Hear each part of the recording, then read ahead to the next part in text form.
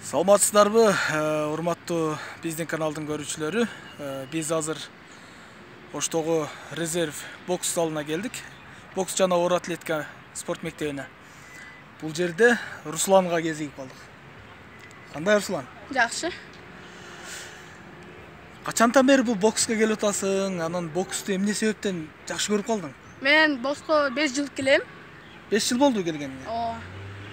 Азыр канча жаштасың? Мен азыр 12 жаштамын. 12 жашта болсоң, 7 жашыңан бери келип атасыңбы?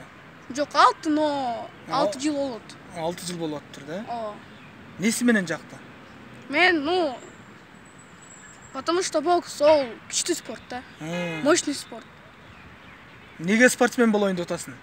Мен чемпион болом. Чемпион болуп Кыргызстандын желегин желбиретип, ушундай Кыргызстанды таанытайын деп атасыңбы?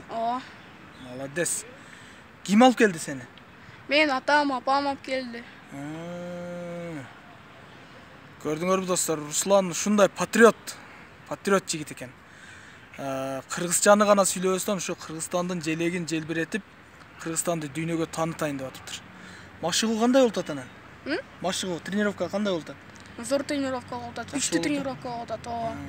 Бардыгы чемпион болуп атабыз да. Сен чемпион болоюн деп калдыңбы? Жок, мен олдум, но азыр республика скоро болот да уже. Республикага даярданып атасыңарбы? Азыр тренировкага кире алам да, чогуу. Достор, биз мына чынында мен спортчулардын иш-чараларына келип сүйлөгөндө, кайсыл жерде болбосун, сөзсүз түрдө бир эле сөздү айтып кетем да дайым.